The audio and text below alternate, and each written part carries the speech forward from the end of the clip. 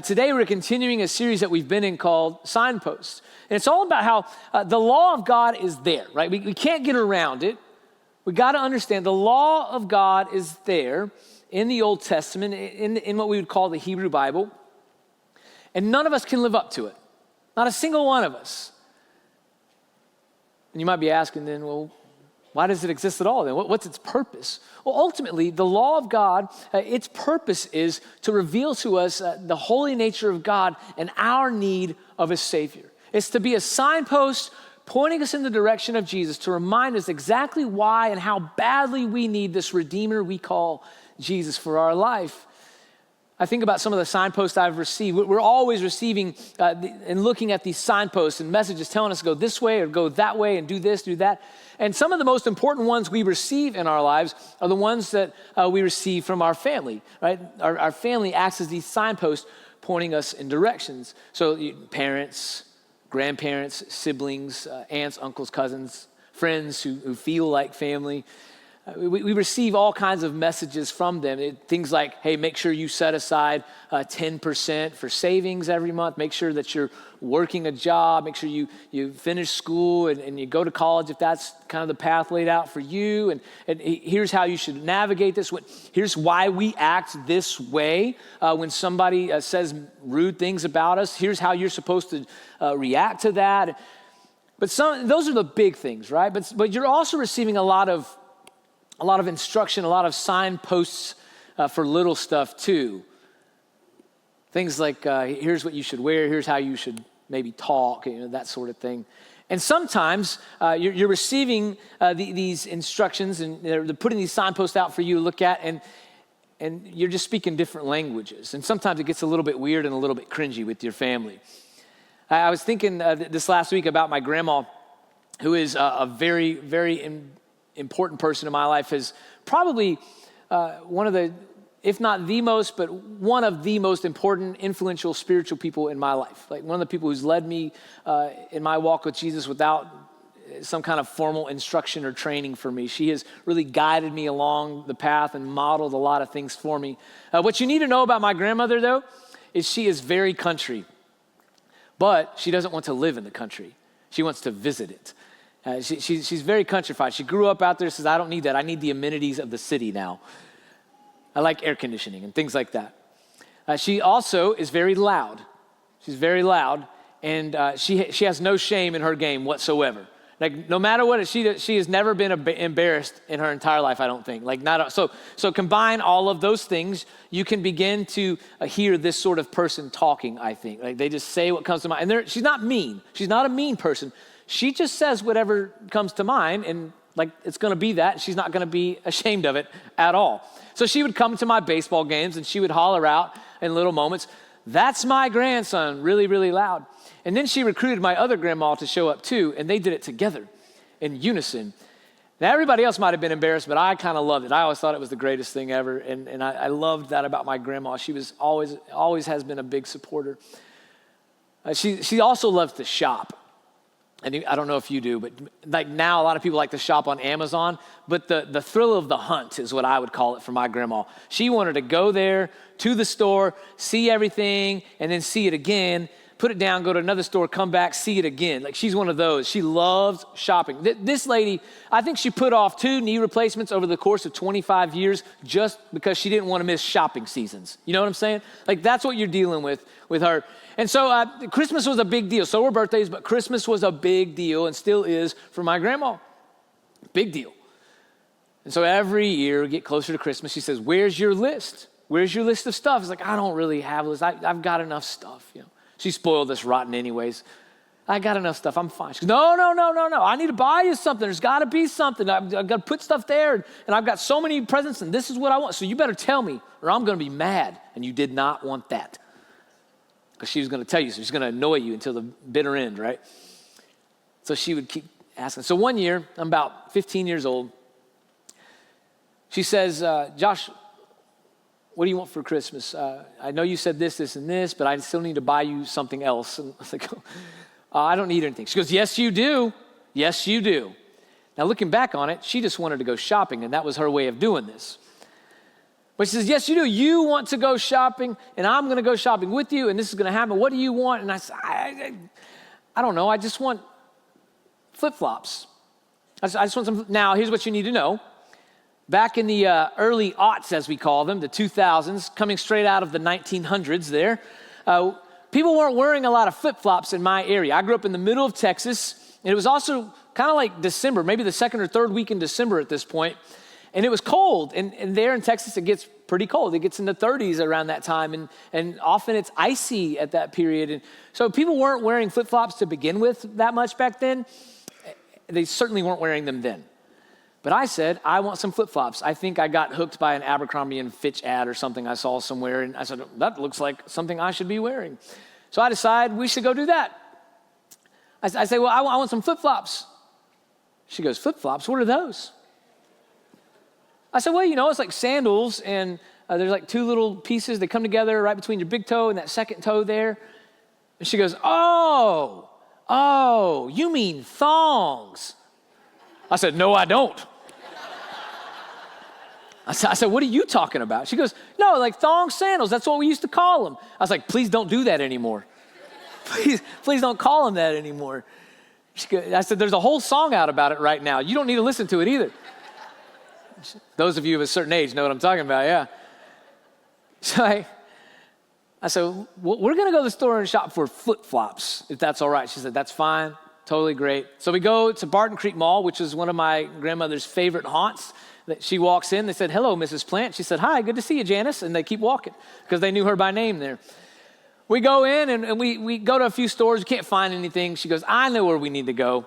I said, where? She goes, we're going to go to Jacques Penney. Which is J.C. Penney. I said, all right, let's go to J.C. Penney, Grandma. So we go to J.C. Penney, and she takes us takes me down to the men's section. She says, all right, you go over there, and I'll start here, and we'll kind of work our way back toward the middle. We'll see if we see anything over there. Holler if you see anything, and I'll come over. I said, great. So I'm looking around, and I'm looking for all this stuff, and I can't find any flip-flops. And at this point, I've got my mind and my heart set on it. I'm like, I got to get this. And at that point in my life, and maybe you're there sometimes too, you just get a little bit frustrated when it's not working out. You're like, well, I came here to get this, and now I can't find it, and I've looked at 2 or 3 different stores. I'm just getting more and more frustrated and mad. And while I'm getting frustrated and mad over there by myself looking for things, all of a sudden I hear cry out across J.C. Penney in this shrill, nasally voice that my grandma would sometimes use. She'd go, Joshua? Because that's what she calls me, Joshua. Joshua? I look, and she goes, I don't think they got any thongs here.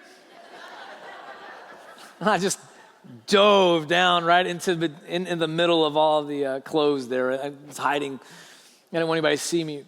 When we talk about signposts and the things that people point us to, we need to be careful to understand the language and the context and what's going on. Otherwise, we might end up in one of those kind of situations.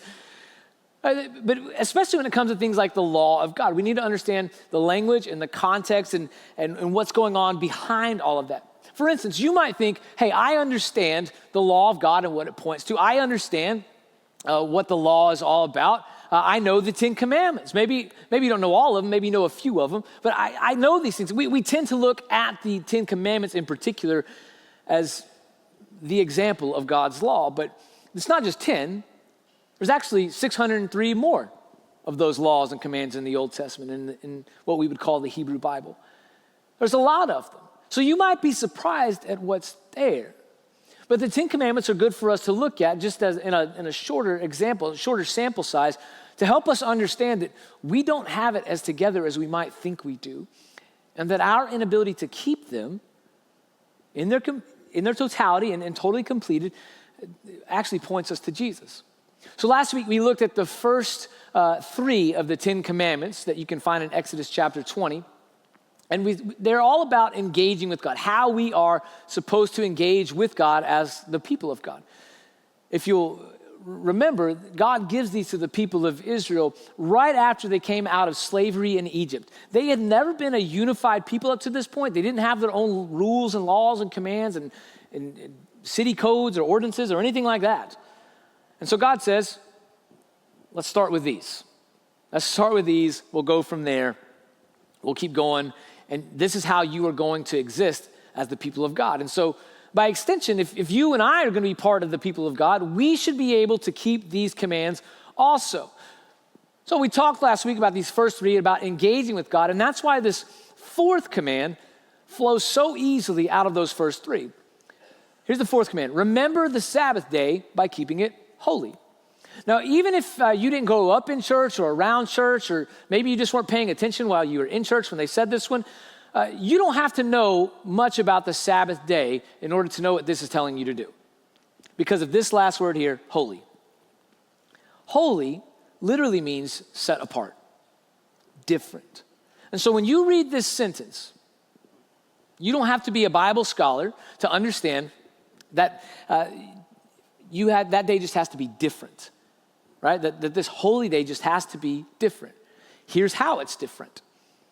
6 days you shall labor and do all your work. Okay, so for these first 6 days, you're gonna work. All of your labor, that's the normal way of doing life. All right, how's it gonna be different?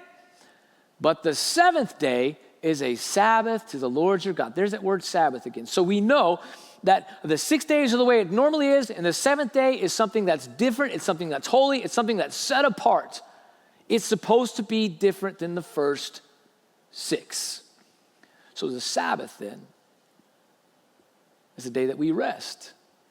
But it's more than that. It's a day that we honor God. Think about it. When you go back and you read about how the world was created, God creates the world in how many days? 6. 6 days God creates the world, and on the seventh day he rested. So when you and I rest on a seventh day, we are emulating God. And what happens when we emulate God? We're worshiping God. When we say, I'm going to do what God has, I'm going to do what God has instructed me to do by acting as he would have me to act. I'm going to act like he does in this moment. I'm going to rest as he rested. I'm worshiping God. So this Sabbath is firstly a day that we worship God. It's firstly a day that we set aside. It's different than the other 6 that I worship God. Now, you and I, we should be worshiping and praising God all week, every day. But this one day is a little bit different. It's the day that I actively set aside time to worship God. But it's not just that. It's a day that I'm resting. It's a day I'm resting. I'm taking it a little bit easier. It's a day that I purposely set aside not to go chasing after everything else out in the world. Now, keep in mind, this was a very, very different practice in the ancient world than from all the other cultures around Israel.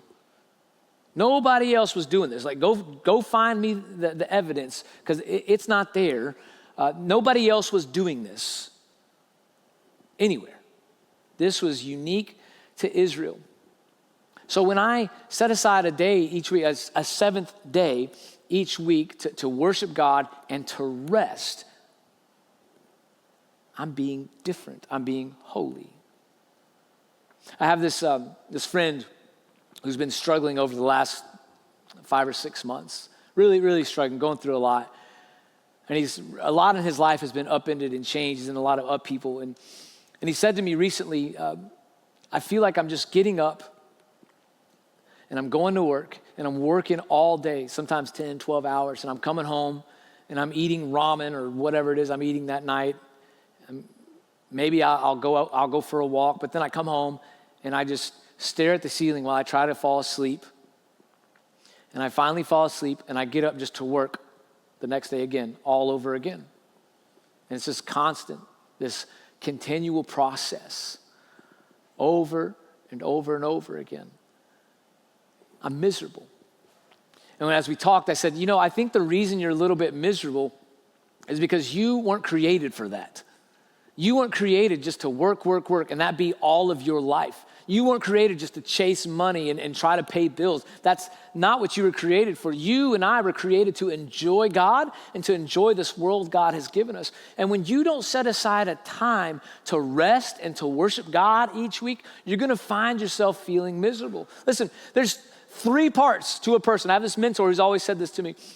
There's 3 parts to a person: the mental, the physical, and the spiritual. The mental, the physical, and the spiritual. And they're like a three-legged stool, maybe a three-legged bar stool or something. Right? If one of those legs is broken or missing, you might be able to fake it for a minute. You might be able to just kind of hang out there on that bar stool for a second. But eventually that thing's going to fall over. It ain't going to work right. So if you're messed up spiritually, if you feel broken spiritually, then physically and mentally you're gonna suffer there too. And if you're messed up physically, then mentally and spiritually, and it goes all around. They're working in tandem and in unison. When we take time for these rhythms of Sabbath in our life, 6 days working, 1 day I'm going to worship and rest with God. When we do that, we set ourselves up for success. We address that need within us. I don't know about you, but I need routine. My life gets so busy. I absolutely need routine. I kind of crave it for a while because without it, I start just going off and doing all sorts of other things. I forget where I'm supposed to be sometimes. It's this weird thing about us. And you may not be as bad as me, but ultimately all of us become creatures of habit at some point around certain things.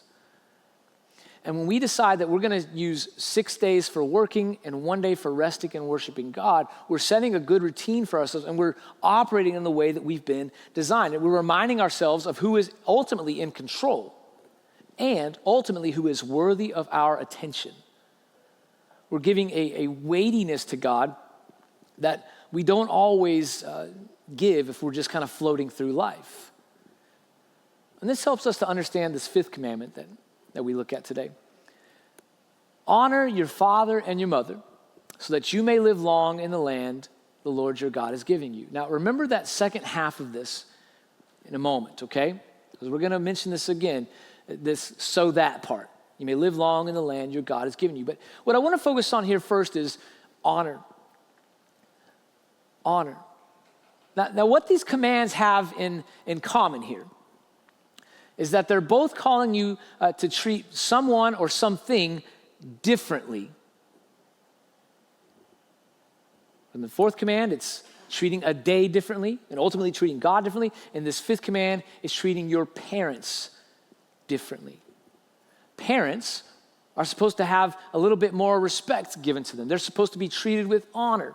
Now, if you don't really know how to talk about honor, let's just say the Hebrew word here is kabod, which means a heaviness or carry weight. So literally what we're saying is parents are supposed to carry weight in your life. You're supposed to give respect, supposed to give deference there. There's supposed to be something different about them. And let's say this, not all parents are the same. Not all families are the same. Sometimes the parents are actually the grandparents, or maybe it's an adoptive parent, or it's a step parent. Families are a little different. And this isn't a modern new thing. This has been for generations. This has been for millennia. It's been this way. You go back and you read through history books. It's always been this way. But we're still called to honor our parents, whoever it is that's raising us. There's supposed to be a heaviness. There's supposed to be a weight that they carry in our life. I used to know a teenager who really struggled with this. She was in our youth group, and at the time, I think she was about 13 years old, and her mom had just recently come back in her life for the last 2 years or so. But for the first years of her life, first 10 or 12 years of her life, her mom had really been hard into drugs and was away from her and hadn't spent any time with her. But then over the last couple of years, she'd come back in and was trying to mom her. And the teenager said, I don't need you to mom me. I've been doing just fine without you. And she rebelled against this who she thought was just this woman trying to come in and tell her what to do. To be honest with you, I understood where she was coming from, and I even defended her a couple of times when I heard somebody say, she's supposed to honor her mother. I said, well, she hadn't really been her mom.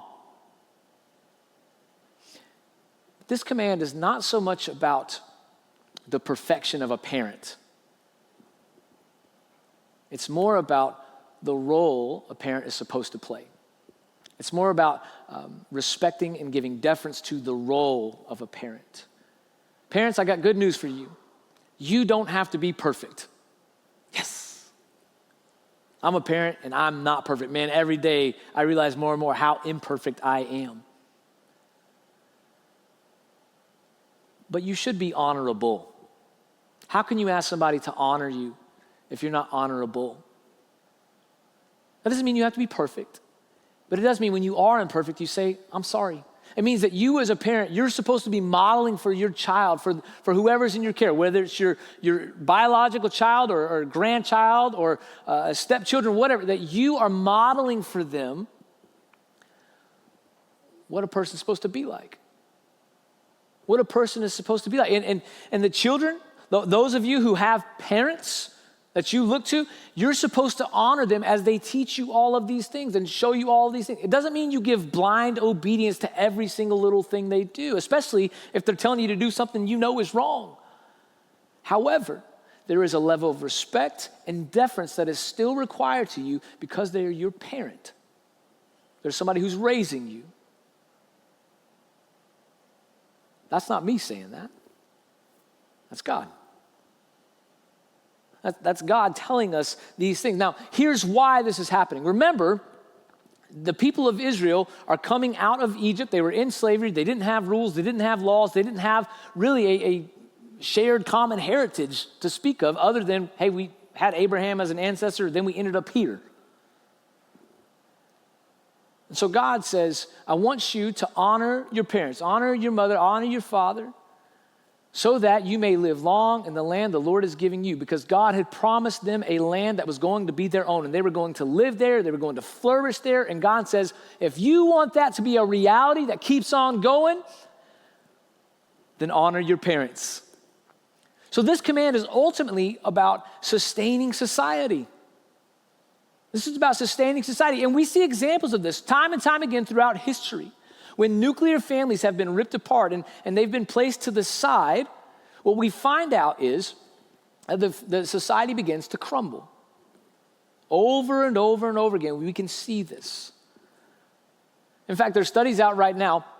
There's a German study out right now that shows that those children who grew up in connected nuclear families, now that doesn't mean biological mom, biological dad, and then kids. It means parents together in a house, kids. So that could be grandparents, step-parents, whatever it is.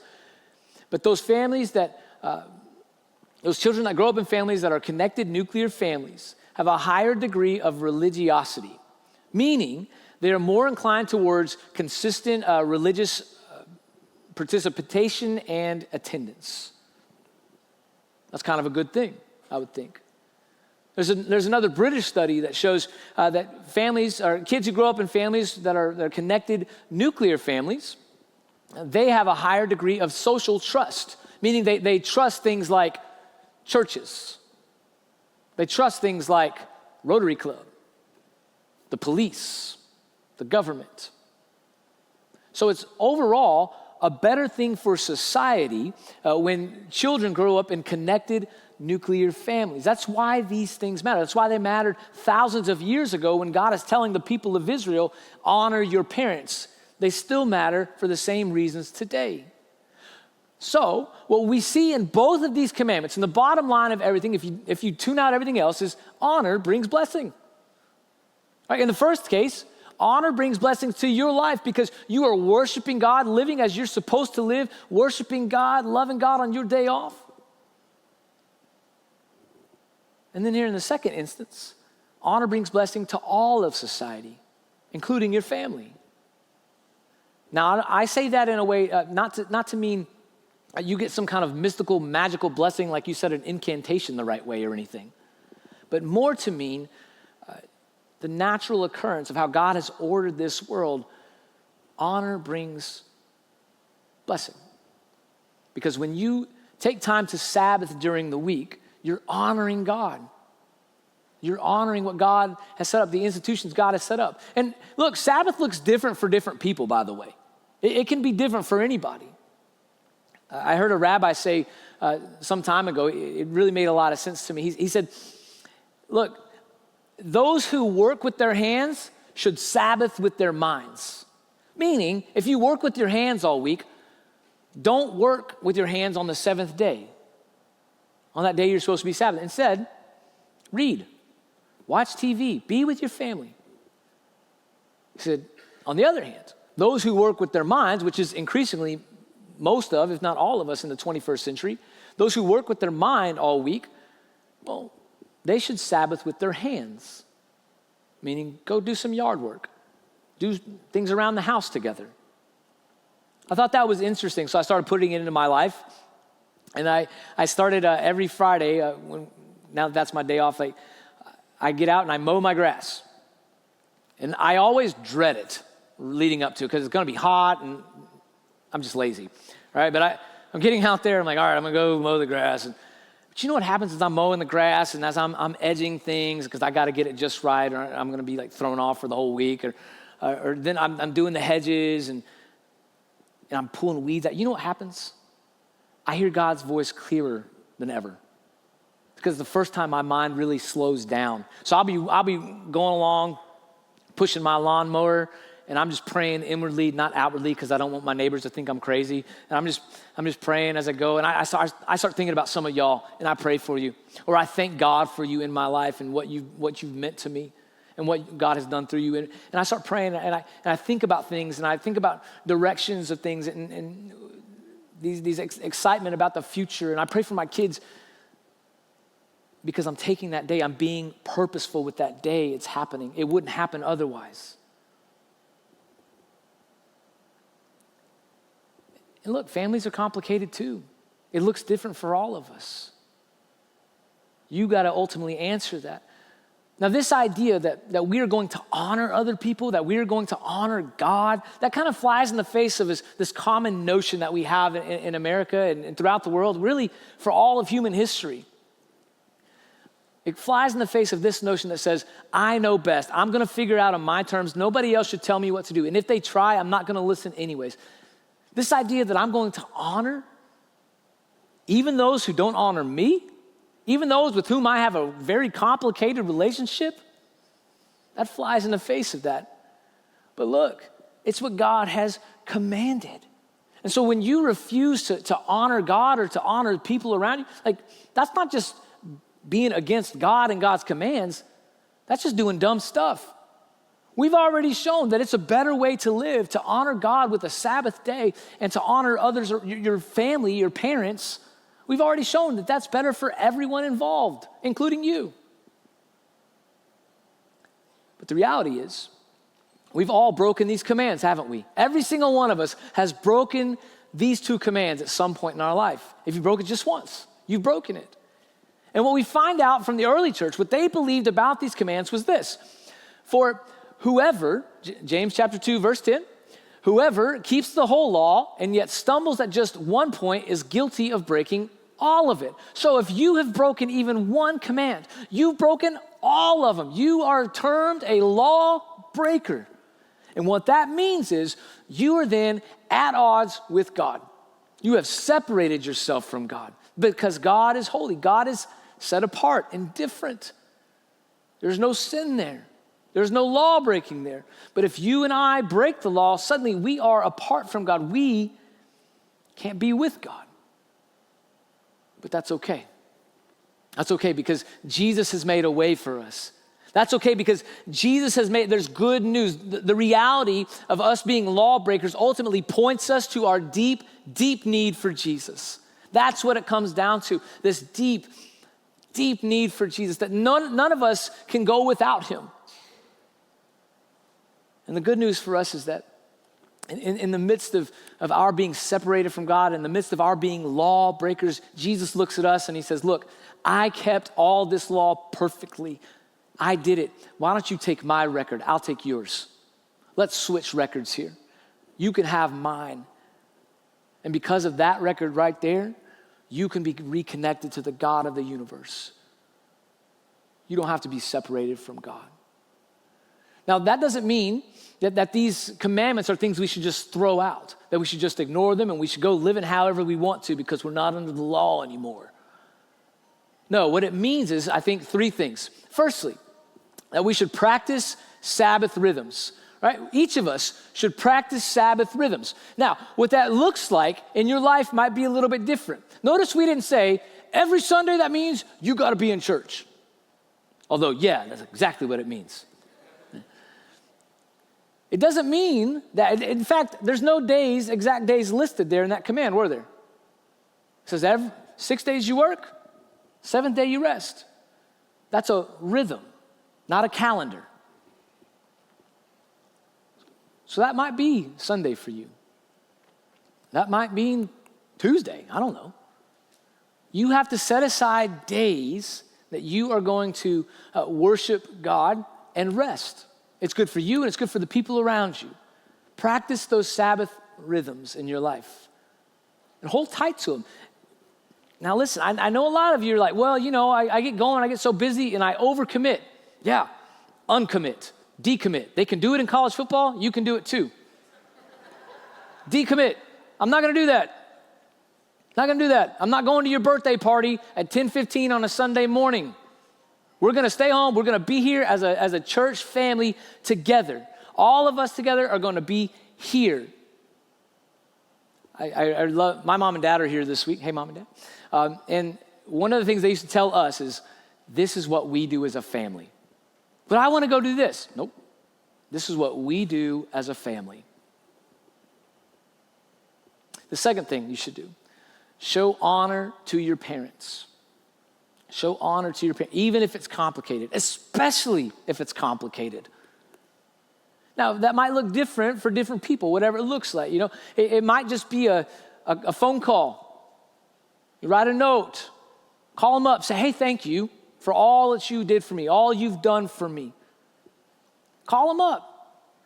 Man, if your parents are no longer here, set aside a time to think about them and talk about the good things that they did. Share that with your friends, with your family, with your kids. Talk about what you learned from them. Honor them even in their death. And here's the final thing. Teach others to show honor. Teach others to show honor. Now, if you have kids living in your home, what that means is you need to create a culture of honor. If you have roommates, create a culture of honor within your house, within your home. Create that culture of honor. So what that looks like is you honor them and you honor each other. When you go places, you honor people there too. You talk about what it means to honor, to give deference, to give respect to people. It also means that you have to, when you're teaching others to honor, you're not just teaching children, you're teaching the public at large around you. And the way you do that is you model honor in front of them too, especially if it's people you don't agree with. People who believe things that you find abhorrent, you still find a way to honor them. You still find a way to talk respectfully to them and about them. When you go to that restaurant and that waitress is a little bit snarky, maybe a little bit snotty, you don't respond with the same. You figure out a way to handle it while still showing them honor. It means you don't get on your favorite social media app and start posting all kinds of mean things about people who disagree with you.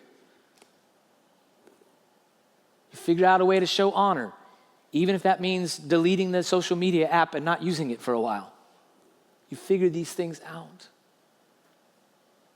Because honor brings blessing. Would you let me pray for you? Let's pray together.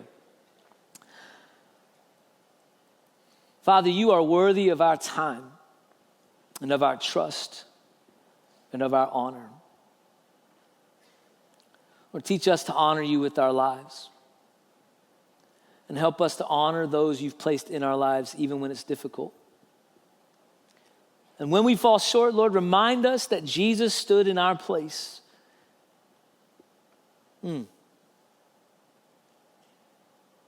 Lord, help us to remember that Jesus lived perfectly and that if because of him we can draw near to you, and that as he honored you, we should be honoring you with our lives and honoring others the same way he did. May we be a people who live with honor and walk in your blessing. In Jesus' name, amen.